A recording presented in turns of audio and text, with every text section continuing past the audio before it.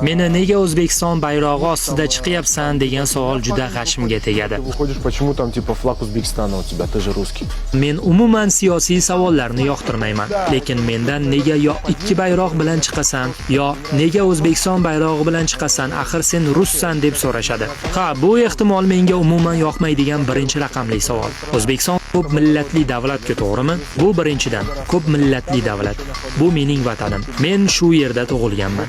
Bu haqda ko'p marta gapirganman. Shunday bo'lsa ham nega sen o'zbek bayrog'ini ko'tarasan, axir russan deydigan noyob odamlar topiladi. Demak, agar rus bo'lsang, faqat rus bayrog'i ostida chiqishing kerak. Agar sen bilmadim, kamerunlik bo'lsang, faqat Kamerun bayrog'i bilan chiqishing kerak. Yo'q, unday emas. Har xil bo'ladi. Hayot shunaqa narsaki, O'zbekistonda ham kamerunliklar bor, Kamerunda ham o'zbeklar bor. Shunday ekan, agar sen shu yerda tug'ilgan bo'lsang, vataningni chindan sevsang, nega endi uni o'z his-tuyg'ularing bilan ifoda eta olmas ekansan?